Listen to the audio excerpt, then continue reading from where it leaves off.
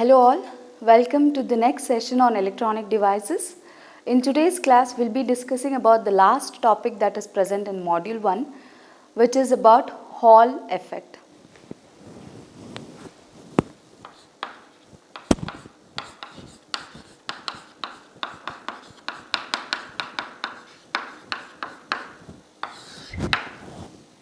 Dear students, I hope you people are familiar with the topic Hall effect. So in this particular module, the Hall effect is introduced in order for you to understand through Hall effect what are all the factors that we can find out, or what are all the terminologies or quantities that is related to semiconductors can be found out. So it is very much important for you to understand what is basically Hall effect, and you also have to be familiar with the equations that relates to Hall effect.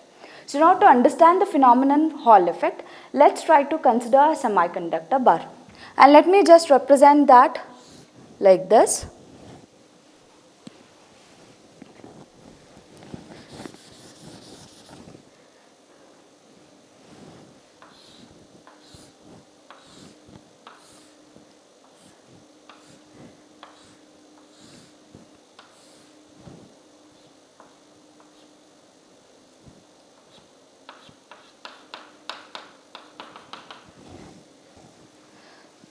Now, in this semiconductor bar, let T be the thickness, let W be the width of the semiconductor bar, and let L be the length of the semiconductor.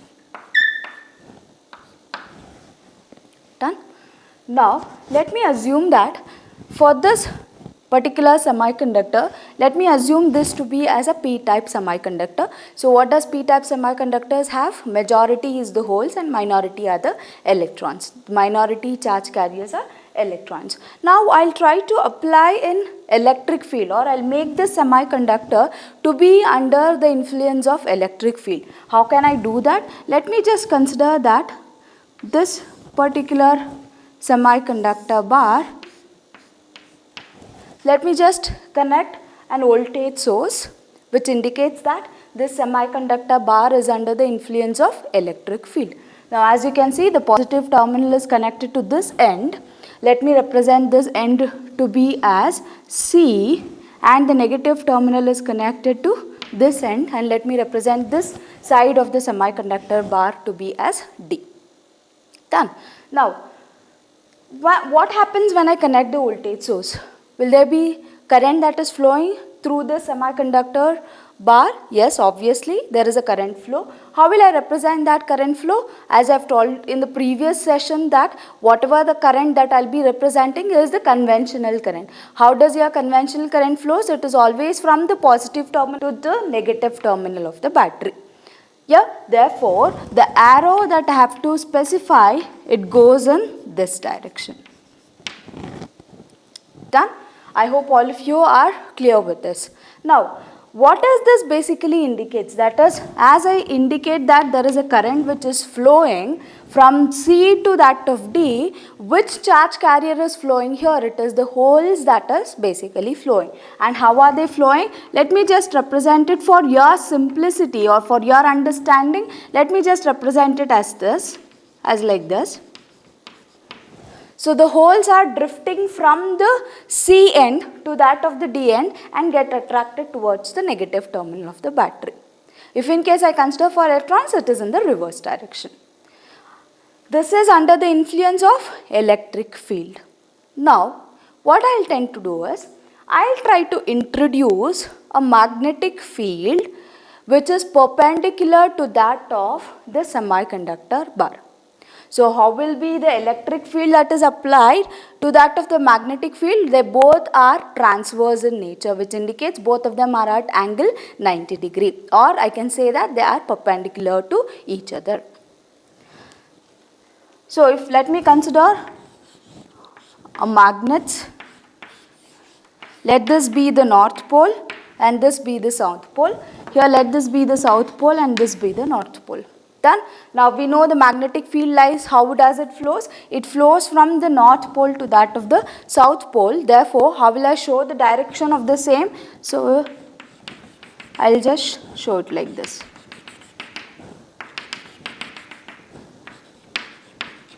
This is how the field lines are present. Now, does it look little complicated? Yes. So, let me make it simple and try to represent that here.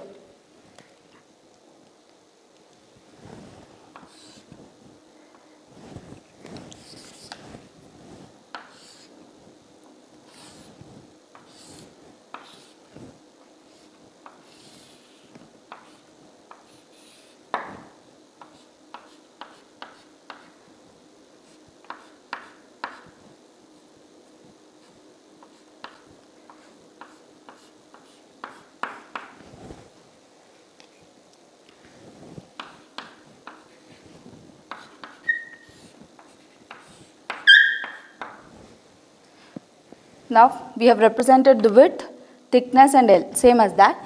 Let me represent here as a point, this is a point D from where it is coming out, the current is coming out and the current is entering to point C. Done. How is the magnetic field being applied? It is applied perpendicular to that of the current direction or the whole movement that is happening. So, let me just represent it like this. Let me just represent it like this and then let me represent this to be as B. What does B indicates? It is the magnetic field intensity. So, this diagram was little complicated. So, we have come up with this diagram which is showing in a simpler terms. This is the electric field that is being applied because of which the current is flowing from C to D, and then this is the magnetic field which is being applied with perpendicular to that of the electric field. And because of the application of the magnetic field perpendicular to that of electric field, now what will happen is whatever the holes that we had which was moving in this direction now tends to deflect. What is happening? Because of the influence of the magnetic field, what is happening? There is a deflection in the path of the whole movement. As a result, these tend to move in this particular direction and then again it gets back to D. Getting my point? As a result, what is happening? At point A, let me assume this as point A and this as point B. At point A, all the holes are getting accumulated. Yes, and here it will be opposite, that is all the electrons. Therefore, this terminal now becomes a positive terminal and this terminal now becomes a negative terminal. If I tend to put a wire across it and connect an voltmeter, if I tend to put a wire across it and then tend to connect an voltmeter, then there will be a certain potential difference that I can observe between the points A and B. And this effect, because of which there is a potential difference that exists between A and B, is nothing but Hall effect. Let me repeat again what is happening. When an electric field is in transverse with that of the magnetic field, there is an other potential difference that is generated which is orthogonal to that of the applied magnetic field and applied electric field. If I want to represent that in the three-dimensional axis, it goes as follows. So, let me just, what is the direction of this? B, which is indicating the magnetic field that is applied, and let me represent this axis to be as Z, and then let me consider this to be as X, which indicates about the electric field that is being applied. Now, how will I get to know the direction with which there is a new electric field that is being generated? In order to understand that, we have to use what is called as Fleming's left hand rule. I'll just draw a line and let me consider this coordinate to be as Y. Now, can you see how the holes are moving? In which direction it is moving? It is moving in this direction, right? Whereas how is EY? EY is moving in this direction. If the electric field intensity which is absorbed is represented in EY, which is towards the right hand side, whereas the whole movement is happening oppositely. Therefore, we usually refer the whole is getting deflected in the minus Y direction. Getting my point? And for simplicity, let me just represent this to be as Z, which indicates the magnetic field direction, applied electric field direction in x-axis, and the resultant electric field which is absorbed because of these two being orthogonal in nature, and the whole moment is in the minus y direction.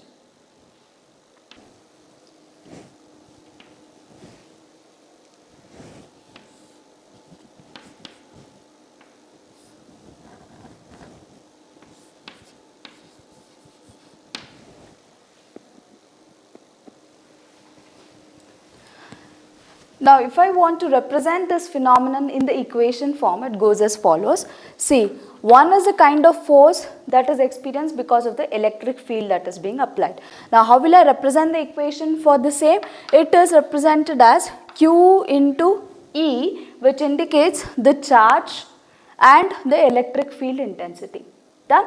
If in case I consider the force due to the magnetic field, which is, let me represent it as Fm, which is nothing but the Lorentz force that is being experienced, it is given as Q into V cross B, where Q indicates again the charge, V indicates the velocity with which the charge carriers are moving, and B indicates the magnetic field intensity. So whatever the net force that is being experienced by the holes which is trying to drift from C to D, which gets deflected, is represented as the sum of the force which is experienced due to the application of electric field and the Lorentz force because of the magnetic field. And therefore, the total force is represented as Fe plus Fm, which is equal to Q into E plus Q into V cross B. Now, what does this indicate? It is the cross product. Please do remember that always comes into picture when the fields are perpendicular to each other. So, if I take Q as common factor, what I will be left out with? E plus V cross B. And this is the force that is being experienced because of the electric field and magnetic field that is being orthogonal in nature or transverse in nature.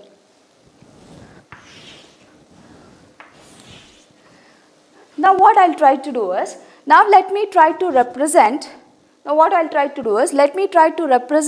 what is the force that is being experienced in the y direction. So which goes in this way, right? So if I want to represent that force, the force in y direction, this is the force that is experienced by a single hole when a magnetic field and an electric field is applied transverse to each other. Whereas this right now I am considering is the force that is experienced in the y direction, and that is being given by Fy is equal to Q into Ey, which indicates the electric field direction which is being generated. And how did we get this? Is because of the Fleming's left hand rule in this direction. Therefore, I have represented it to be as Ey minus of Vx, which indicates the velocity of the charge carriers. How it is moving? It is moving in this way. So let me represent it clearly. This is Ix. What does this indicate? It is Bz. Yeah, and this is Ey. Right? Therefore, what will be the velocity? In which direction? The velocity will be in the x-axis direction. And what about the magnetic field that is applied? It is in the z-axis. So therefore, the force in the y direction is given in this way.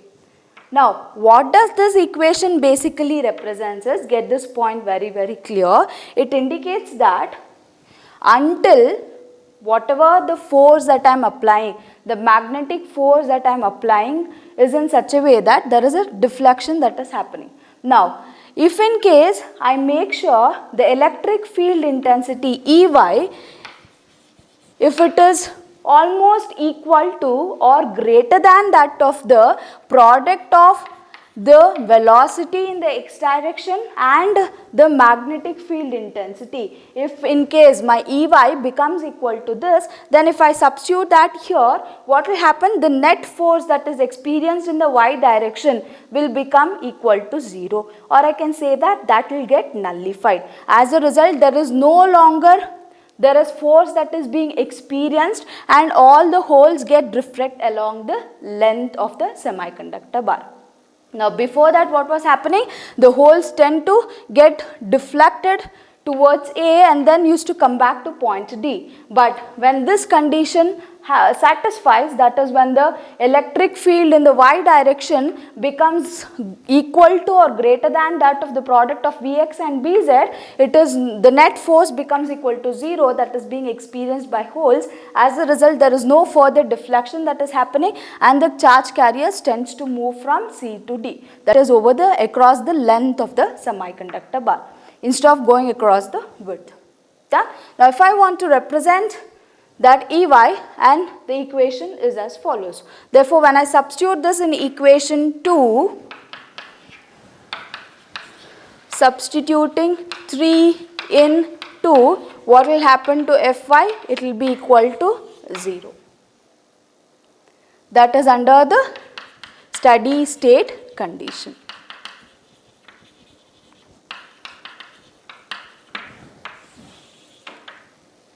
I hope all of you are clear till here. Done? Now, the next thing that you have to look into is, there are other few equations that we have to come across. For that, let me consider the current density equation. We have already come across the current density equation for an electron. If in case I consider for electron, the current density is given as minus n into q into the average velocity. Done? Now, if in case I have to consider here for hole, right? So whatever I am discussing is for a p-type semiconductor. Therefore, I have to modify my equation for a hole. How does it go? So the current density is now given by, this negative sign will no longer be there because it is a positive charge carrier. Therefore, let me represent as P naught, which indicates the concentration of holes which is present, into Q, the charge value of the hole, into Vx. Now let me just modify this. Therefore, what does now? Vx becomes equal to Jx by P into Q naught. Now, from this equation, that is from equation 3, can I write Vx to be as Ey by Bz?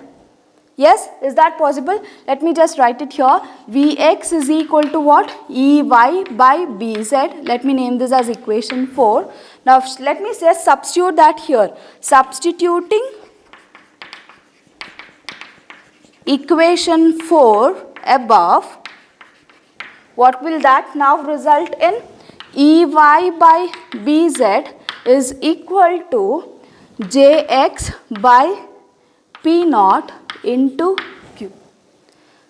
Therefore, what does Ey now become? It is equal to 1 by P naught into Q into Bz into Jx.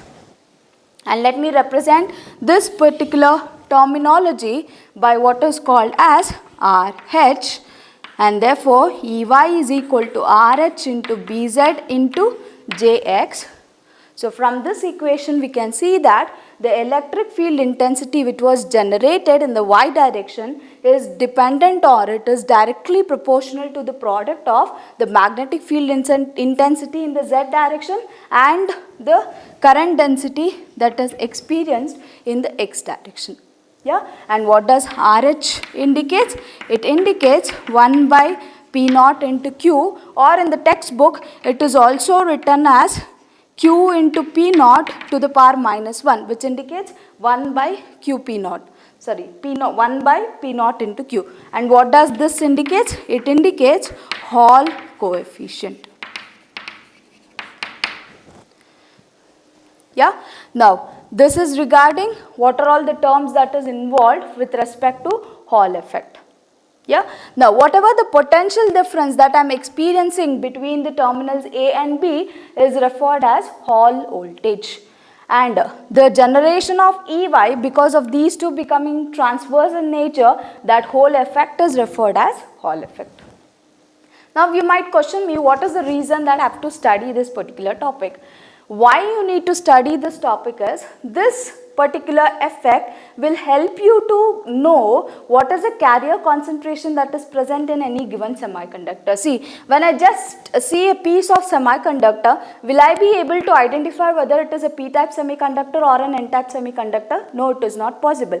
Now, how will we get to know that? So, in order to understand that, we can use what is called as Hall effect.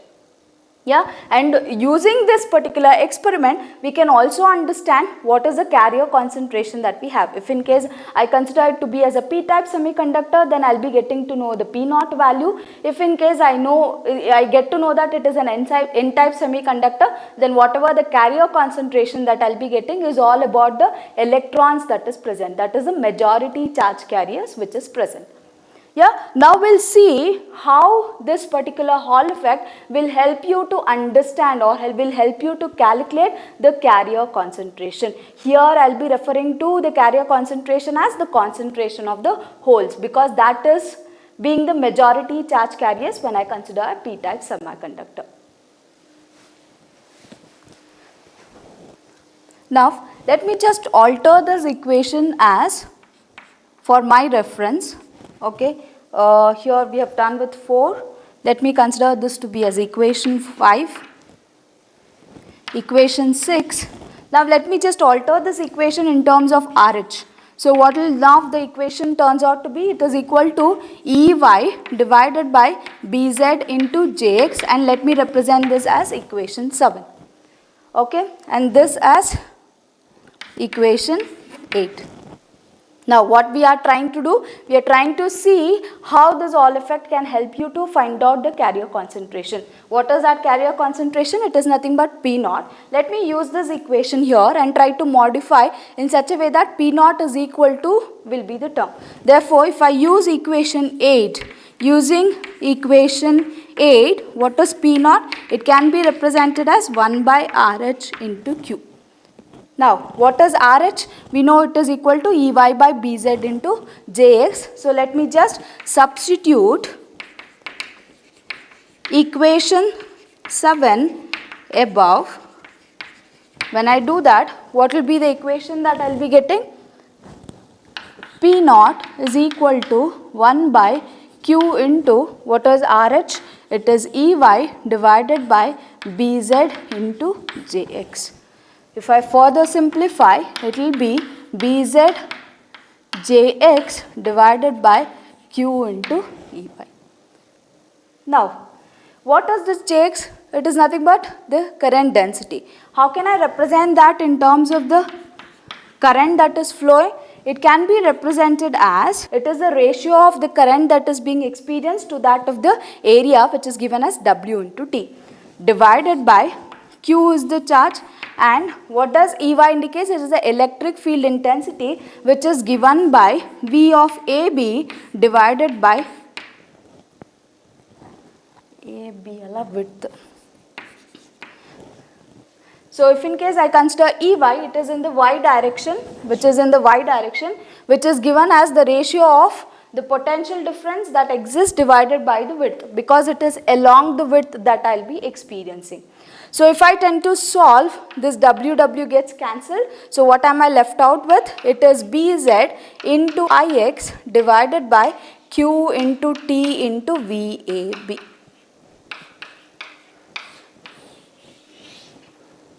And let this be equation 9.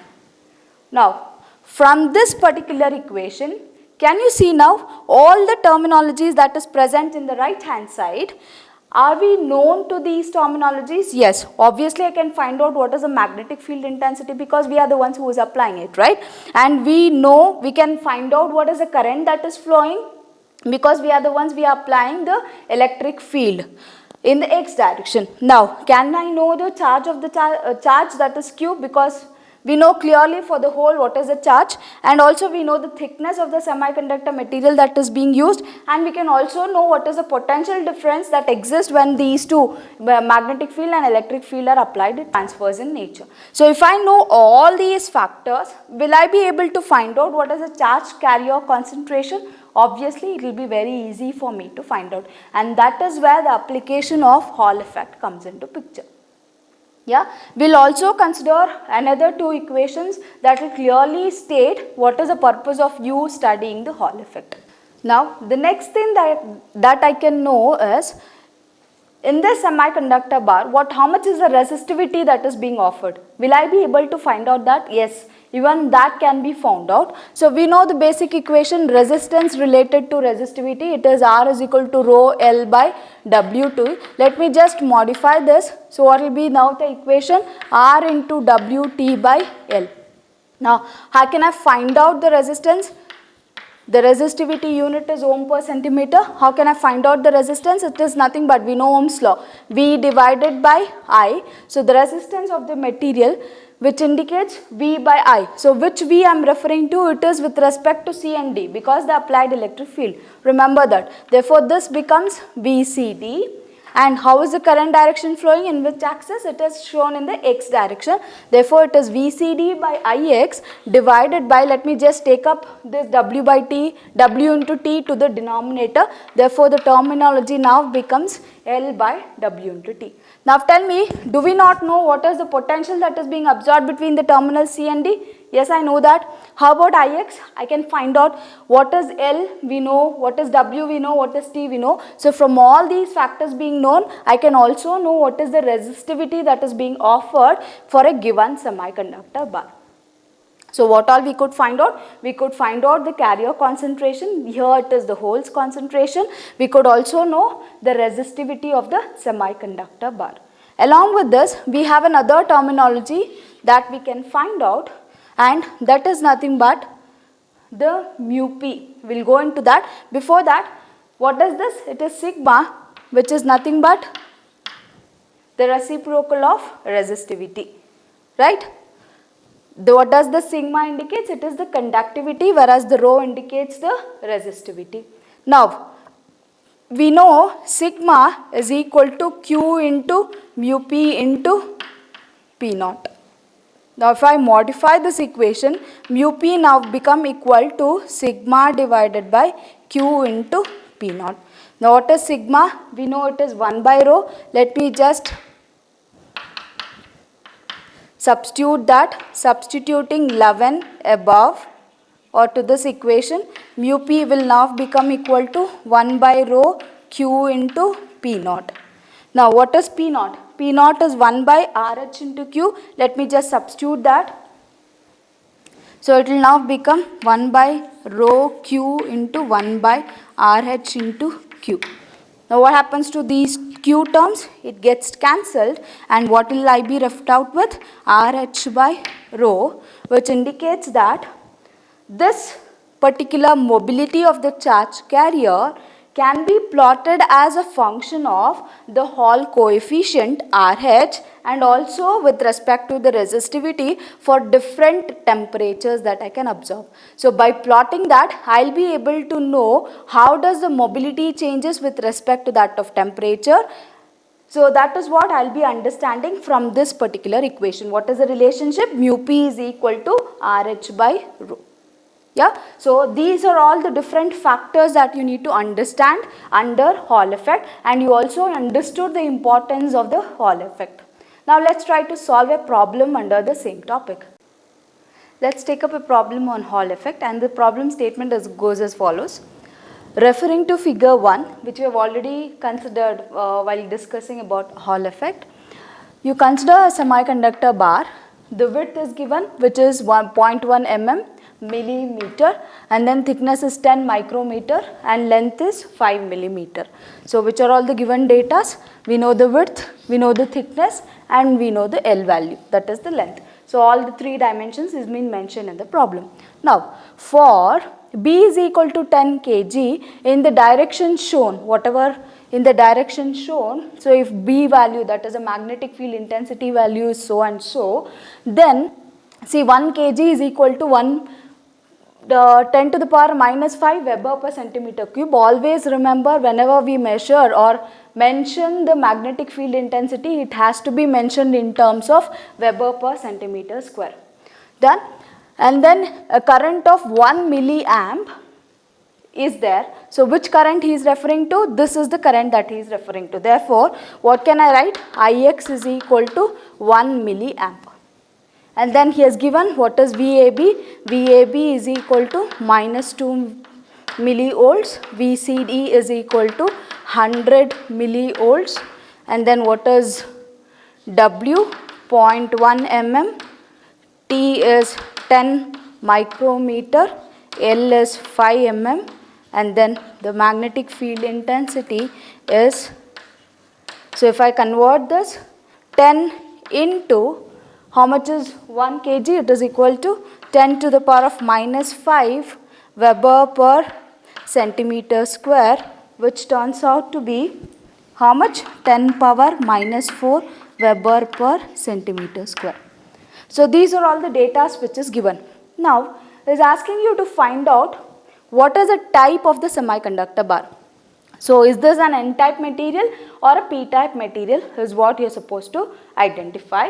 Followed by, you also have to find out the concentration of the charge carriers. Here it means to say the majority charge carrier. What is the concentration of the majority charge carrier and the mobility of the majority carrier. So 3 factors you are supposed to find. Now, how can I find the type?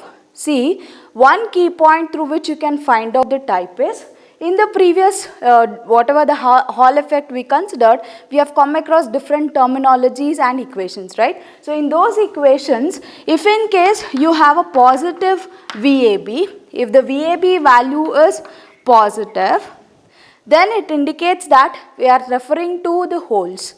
What is that indicating? Let me just put a box.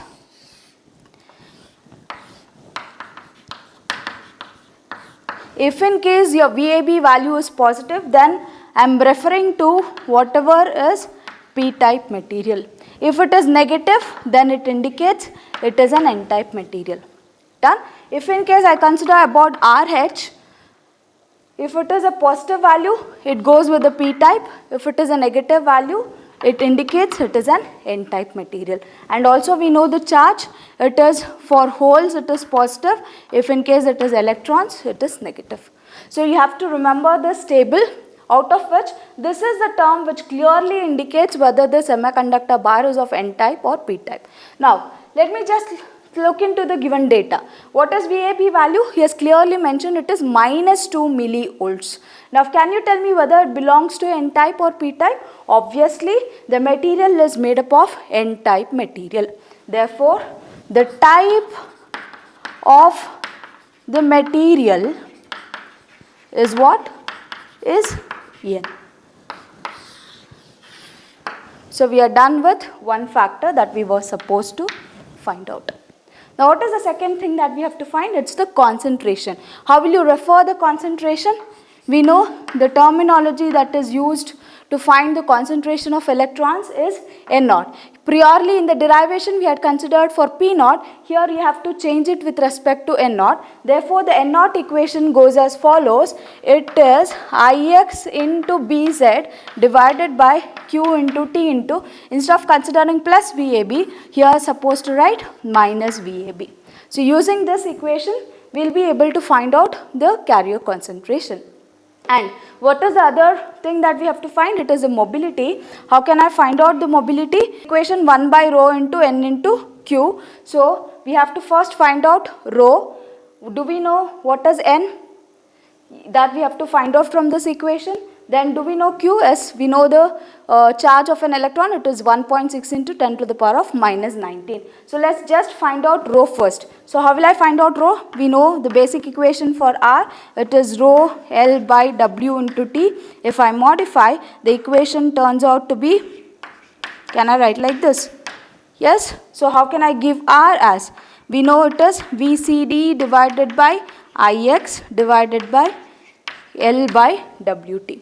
So using this equation, I'll find out rho. After finding out rho, let's find out N0, substitute that, we know what is Q value, that will result in mu n. Yeah, so let's go on substituting the values now. First let's consider this equation and substitute the values.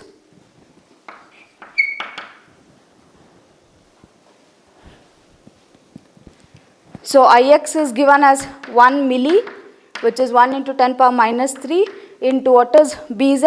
It is 10 to the power of minus 4 divided by Q. We know that it is 1.6 into 10 to the power of minus 19 for an electron into the thickness is 10 micro into minus of minus 2 milli, which turns out to be plus 2 milli. Let me repeat, already you have a negative sign here and the value VAB is also minus 2 milli, therefore you get it as 2 milli. So once you find out, calculate all these, you will get the value to be as 3.125 into 10 to the power of 17 per centimeter cube. So this is the value we will be obtaining for the carrier concentration, which is related to the electrons. Now, what is the next factor that I have to find? I have to find the resistivity. Let me just find it out. So, resistivity, if I substitute the values here itself, sorry, it is VCD. What is VCD value? 100 milli divided by Ix is 1 milli, L is 5 milli divided by W into T, which turns out to as follows.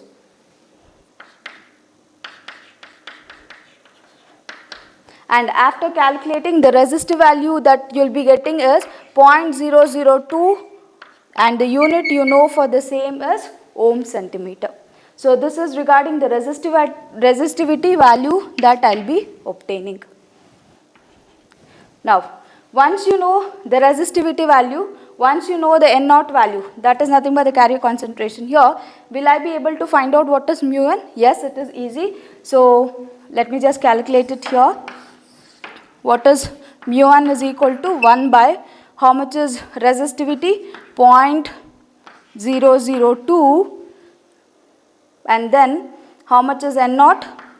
It is 3.125 into 10 to the power of 17 into how much is Q? 1.6 into 10 to the power of minus 19. After calculation, my mu n value will turn out to be 10,000 centimeter square per volt second. So these are the three values that you have to find out in order to get to know what is the carrier concentration and what is the mobility value, and by the value of VAB, whether it is positive or negative, we will be able to identify which kind of material the given semiconductor bar is. So this completes first module. I hope all of you are clear with the topics. Thank you one and all.